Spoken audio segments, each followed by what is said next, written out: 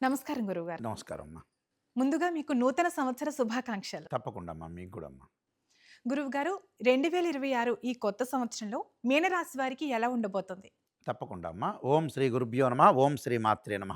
మీనరాశి 2026 అంటే జనవరి 1వ తారీఖు నుంచి డిసెంబర్ 31వ తారీఖు వరకు కూడా మనం 2026లో మీనరాశి వాళ్ళ యొక్క ఫలితాలు తెలుసుకునే ముందు గ్రహగమన గతులు అనేవి చాలా ఇంపార్టెంట్ ఇక్కడ. అంటే చాలామంది కూడా ఏం ఆలోచన చేస్తున్నా అంటే ఉగాది ప్రామాణికమైంది గురువుగారు నాయకంటి గారు. మరి 2026 జనవరి నుంచి డిసెంబర్ వరకు ఏమిటి అడిగేవాళ్ళు కూడా ఉంటారు. అవునండి. అంటే ఇది వెస్టర్న్ ఆస్ట్రాలజీ సంబంధించింది. వెస్టర్న్ ఆస్ట్రాలజీ అంటే ఏందంటే మనం ప్రతి నెలలో కూడా అనుసరించేది అదే. ఎలా అనుసరిస్తామంటే ప్రతి నెలలో మనం రాశి ఫలితాలు తెలుసుకుంటాం కదా! సహజంగా జనవరి, ఫిబ్రవరి, మార్చి ప్రజలందరూ కూడా ఇలాంటివైతే బాగా తెలుసుకుంటారు. గురువుగారు జనవరిలో ఎలా ఉంది, ఫిబ్రవరిలో ఎలా ఉంది, మార్చిలో ఎలా ఉంది ఇలా తెలుసుకుంటారు. కానీ 2026 దగ్గరికొచ్చేటప్పటికల్లా ఒక 10 మంది పర్సన్‌లో ఒక 10 మెంబర్స్ ఉన్నారంటే 4 మెంబర్స్ దీన్ని వ్యతిరేకించే వాళ్ళు కూడా ఉన్నారు. హ్మ్. కానీ వాళ్ళు మళ్ళీ జనవరిలో ఎలా ఉంది, ఫిబ్రవరిలో ఎలా ఉంది అని చూస్తారు మళ్ళీ. చూడండి ఇవైతే చూస్తారు. దానికైతే యాక్సెప్ట్ చేయనట్టుగా. అంటే ప్రజల యొక్క అవగాహన అలా ఉంటుందని అర్థం. అంటే నేను సున్నితంగా చెప్పాను ఈ పాయింట్. అయితే ప్రతి సంవత్సరం ఉండే ఫలితాలు చూసుకోవటంలో ఎప్పుడూ తప్పు లేదు. కేవలం ఉగాదికి ఏమిటి అనంటే తెలుగు అది సంవత్సరాదిని తెలుగు సంవత్సరాది ప్లస్ గ్రహణాలు, మౌఢ్యాలు, మూఢాలు, అలానే పంటలు, వ్యవసాయానికి సంబంధించిన విషయాలు, ఆదాయము, వ్యయము, రాజ్యపూజ్యాలు, అవమానాలు, అలానే గ్రహగమన గతులు, సూర్యోదయ కాలమానాలు, గ్రహాలు ఎక్కడెక్కడ మారుతున్నాయి, ఇలాంటివన్నీ కూడా ఏందంటే పశువులకు ఎలా ఉండబోతుంది, ఎంత వర్షం వస్తుంది, ఎంత పంటొస్తుంది, ఎన్ని వీసాల పంటొస్తుంది, ఇవన్నీ కూడా ఉగాది దగ్గర నుంచే ప్రారంభమవుతాయి. రాశి ఫలితాలు చెప్పటంలో ఎప్పుడైనా సరే జనవరి, ఫిబ్రవరి 2026 అనేది ఖచ్చితంగా చెప్పుకోవచ్చు. అంటే ఇది ఓవరాల్‌గా చెప్పేది. అంటే జనవరి దగ్గర నుంచి చివరి వరకు చెప్పేది ఓవరాల్‌గా చెప్పేదని అర్థం.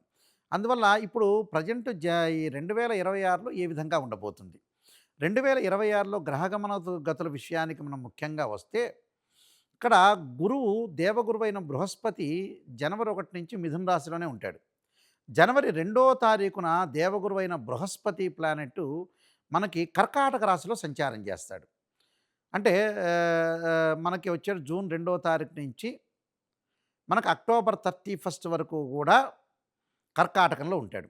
ఆ తర్వాత అక్టోబర్ 31 నుంచి మనకి అతిచారంతోటి మారతాడు.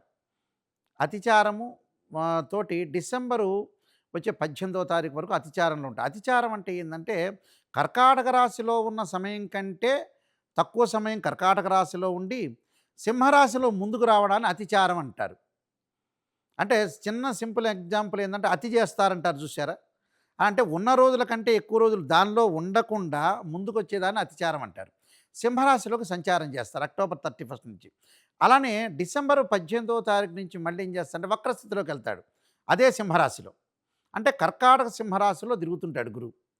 అలానే రాహుకేతుల విషయానికి వచ్చేటప్పటికల్లా రాహు జనవరి 1వ తారీఖున కుంభరాశిలో ఉంటే, అలానే 7వ తారీఖు డిసెంబర్ 7వ తారీఖున కుంభరాశి నుంచి మకర రాశిలోకి సంచారం చేయటం, అదే సమయంలో కేతు వచ్చేటప్పటికల్లా సింహరాశి నుంచి కర్కాటక రాశిలోకి వెళ్తారు. అంటే రాహుకేతులు ఛాయాగ్రహాలు అంటారు, వక్రస్థితి అంటారు. అంటే వక్రస్థితిలో ఉంటాడు. అలానే శని గ్రహాన్ని మనం చూసుకునేటట్టయితే జూలై 25 దగ్గర నుంచి శని మీనరాశిలో వక్రస్థితిలోకి వెళ్ళిపోతాడు. అంటే ఈ వక్రస్థితి ఎప్పటి వరకు వెళ్తాడు అంటే డిసెంబర్ 10వ తారీఖు వరకు వక్రస్థితిలో ఉంటాడు. కాబట్టి అతిపెద్ద గ్రహాలైన శని, రాహు, కేతువు, అలానే గురువు. అంటే శని 2.5 సంవత్సరాలు ఒక రాశి నుంచి మరో రాశికి మారతాడు. గురువు వచ్చేటప్పటికి 1 సంవత్సర కాలం, రాహు, కేతులు 18 నెలలు. మిగతా గ్రహాలన్నీ కూడా రవి, బుధ, శుక్రగ్రహాలు నెల రోజుల పాటు, కుజుడు వచ్చాడు 45 రోజుల పాటు, చంద్రుడు 2.5 రోజుల పాటు ఉంటాడు. ఇది గ్రహగమన గతులు. అయితే ఏ విధంగా ఉండబోతుంది? మీనరాశి వాళ్ళకు చూసుకునేటట్టయితే మీనరాశి వాళ్ళకి ఆదాయపరంగా ఇబ్బందులు లేకుండా ఉంటుంది. ఫైనాన్షియల్ పరంగా డెవలప్మెంట్ అయ్యే అవకాశాలు ఎక్కువ ఉంటాయి. ఎప్పుడు డెవలప్మెంట్ అవుతుంది అనంటే సహజంగా వీళ్ళకి అక్టోబర్ 31 నుంచి ఆదాయం బాగా పెరిగే అవకాశాలు ఎక్కువ ఉంటాయి. అంటే జూన్ 1వ తారీఖు ఎప్పుడైందే మీనరాశి వాళ్ళకి సహజంగా ఏందంటే చతుర్థ స్థానంలో గురువు ఉన్నాడు. ఈ చతుర్థ స్థానంలో గురువు మిథున రాశిలో సంచారం చేయటం 5వ స్థానానికి ఎప్పుడొస్తాడంటే జూన్ 1వ తారీఖు నుంచి వస్తాడు. అంటే 2వ తారీఖు నుంచి. అంటే 1వ తారీఖు వరకు బాగుండడు. జూన్ 2వ తారీఖు నుంచి 5వ స్థానంలో గురువు యొక్క సంచారం వల్ల అప్పటి నుంచి బాగుంటుంది. అప్పటి నుంచి డిసెంబర్ వరకు అనుకూలంగా ఉంటుంది. అంటే 2వ తారీఖు నుంచి 30 అక్టోబర్ 31 వరకు కూడా ఫైనాన్షియల్ పరంగా బాగుంటుంది. ఆర్థిక స్థితిగతులు మెరుగుపడతాయి. ఆకస్మికంగా ధనలాభం కలగటం, సంతానం లేని వారికి సంతానం కలిగే అవకాశాలు బాగా ఎక్కువ ఉంటాయి. అలానే ఆరోగ్యపరంగా ఇబ్బందులు తగ్గే అవకాశాలు బాగా ఎక్కువ ఉంటాయి. అంటే ఫైనాన్షియల్ పరంగా డెవలప్మెంట్ బాగుంటుంది. అంటే విద్యార్థులకు కూడా మంచి కాలం జూన్ 2వ తారీఖు నుంచి. విద్యార్థులకు అనుకూలంగా ఉంటుంది. ప్రతి పనిలో కూడా ముందుకు వెళ్ళే అవకాశాలు ఉంటాయి. స్త్రీలకు ఉన్నతమైన అభిప్రాయాలు బాగా కలిగే అవకాశాలు ఎక్కువ ఉంటాయి. వాళ్ళ యొక్క వృత్తి, ఉద్యోగ, వ్యాపార రంగాల్లో విశేషమైన కృషి చేసే అవకాశాలు ఖచ్చితంగా ఉంటాయి. అలానే శని విషయానికి వస్తే శని వక్రస్థితిలోకి వెళ్ళిపోతాడు. అంటే మీనరాశి వాళ్ళకి శని వక్రస్థితిలో ఎప్పుడు వెళ్తాడంటే జూలై 25వ తారీఖు నుంచి దీర్ఘకాలిక వ్యాధులు తగ్గే అవకాశాలు, ఆరోగ్యపరంగా ఇబ్బందులు తగ్గే అవకాశాలు ఉంటాయి. ఉపశమనం లభించే అవకాశాలు ఉంటాయి. అంటే జూలై 25 నుంచి ఉపశమనం లభిస్తుంది వాళ్ళకి. కానీ జూలై 24 వరకు జాగ్రత్త ఉండాలి, ఆరోగ్యపరంగా ఇబ్బందులు లేకుండా. అంటే ఆరోగ్యపరంగానే కాదు, నూతన వ్యాపారాలు చేసుకునే అవకాశాలు బాగా ఎక్కువ ఉంటాయి. శుక్రగ్రహం వల్ల వివాహాది శుభ కార్యక్రమాల్లో పాల్గొనటం, అలానే లైఫ్లో ఎలాంటి ప్రణాళికలు వేసుకోవాలంటే ప్రణాళికలు వేసుకుని ముందుకు వెళ్ళే అవకాశాలు ఖచ్చితంగా ఉంటాయి. లైఫ్ని ఎన్హాన్స్ చేసుకునే అవకాశాలు ఖచ్చితంగా ఉంటాయి. ఈ రాహు యొక్క బలం వల్ల కూడా ఎప్పుడైతే మీనరాశి వాళ్ళకి రాహు యొక్క బలం వల్ల విదేశాలకు వెళ్ళే అవకాశం డిసెంబర్ 7 తర్వాత విదేశాలకు వెళ్ళే అవకాశాలు ఎక్కువ ఉంటాయి. అంటే మనం కంపెనీ త్రూ కానీ, ఏదైతే మనం వెళ్ళాలనుకుంటాం ఫారిన్ కంట్రీస్లో సెటిల్ అయ్యే అవకాశాలు, ఫారిన్ కంట్రీస్లో డెవలప్మెంట్ కావాలన్నా, వ్యాపారం పెట్టుకోవాలన్నా కూడా వాళ్ళకి డిసెంబర్ 7 నుంచి చాలా బాగుంటుంది. అంటే రాహువు చాలా బాగుంటాడు. మీనరాశి వాళ్ళకి ఏమిటంటే లాభస్థానం రాహు ఉండటం వల్ల చాలా అనుకూలమైన ఫలితాలు ఉంటాయి. అలానే గురువుని మనం అనుకున్నాం, గురువు మంచి స్థానంలో వస్తాడు. జూన్ 2వ తారీఖు నుంచి మంచి స్థానంలో ఉంటాడు. ఎందుకంటే రాస్యాధిపతి, ఇక్కడ దశమాధిపతి అయిన గురువు చాలా అద్భుతంగా ఉంటాడు. శని కూడా అనుకూలంగా ఉండే అవకాశాలు ఎక్కువ ఉంటాయి. కాబట్టి వీళ్ళకి ఎక్కువ శాతం అతి పెద్ద గ్రహాలైన 4 గ్రహాలు అనుకూలంగా ఉంటాయి. అయితే ఇక్కడ కేతువును మనం చూసుకునేటట్టయితే కేతువు సింహరాశిలో సంచారం చేస్తాడు.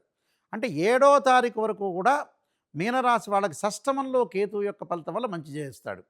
అంటే తీర్థయాత్రలు, పుణ్యక్షేత్రాలకు వెళ్ళటం, నదీ స్థానం, సముద్ర స్థానం, గృహ నిర్మాణం చేపట్టే అవకాశాలు ఎక్కువ ఉంటాయి. అన్నదమ్ముల మధ్యలో సఖ్యత, కోర్టు సమస్యలు తగ్గే అవకాశాలు ఖచ్చితంగా ఉంటాయి. అంటే రవి కానీ, బుధుడు కానీ, శుక్రుడు కానీ, ఈ గ్రహాలన్నీ ఎక్కువ మెజారిటీ ఆఫ్ ద ప్లానెట్స్ అనేవి మీనరాశివి అనుకూలంగా ఉంటుందని అర్థం. అందువల్ల వీళ్ళు మరికొన్ని రెమెడీస్ చేసుకొని పరిహారాలు చేసుకుంటే వృద్ధి చెందే అవకాశం డెఫినెట్లీగా ఉంటుంది. ఎలాంటి పరిహారాలు చేసుకోవాలంటారు? తప్పకుండా వీళ్ళు చేసుకోవాల్సిందంటే ఆరోగ్యపరంగా మనం ఇందాక అనుకున్నాం, జూలై 24 వరకు ఆరోగ్యపరంగా ఇబ్బందులు కలిగే అవకాశాలు ఉన్నాయి. కాబట్టి జూలై 24 వరకు కూడా వాళ్ళు చేయాల్సిన మంత్రం ఏంటంటే శరీరే జర్జరీభూతే వ్యాధిగ్రస్తే కలేబరే ఔషధం జాహ్నవీతోయం వైద్యో నారాయణ హరి అనే మంత్రాన్ని చక్కగా చదువుకోవాలి. ఓర్ణమస్య పంచాక్ష చేయాలి. వీలైతే కందులు దానం చేయటం, సుబ్రహ్మణ్య స్వామి యొక్క ఆరాధన వల్ల కూడా వీళ్ళకి మంచి జరిగే అవకాశాలు ఖచ్చితంగా ఉంటాయి. కాబట్టి మీనరాశి వాళ్ళందరికీ కూడా ఆకర్షణ బాగా పెరుగుతుంది. బ్యాంకు లోన్లు వచ్చే అవకాశాలు ఖచ్చితంగా ఉంటాయి. ఆరోగ్యాన్ని కొంత కాపాడుకొని మానసికంగా దిగులు లేకుండా, మెంటలీ డిజార్డర్ లేకుండా ఉండటం మంచిది. దానికి చంద్రుని యొక్క ఆరాధన, క్షీరపుత్రాయుధి అమృతతత్వాయుధీమే తన్నో చంద్ర ప్రచోదయాత్ అనే మంత్రాన్ని చదువుకుంటే మంచి రిజల్ట్స్ వచ్చే అవకాశం ఖచ్చితంగా ఉంటుంది. గురువుగారు, మీనరాశి వారికి 2026లో కలిగే ఫలితాలను చక్కగా వివరించారు. ధన్యవాదాలు.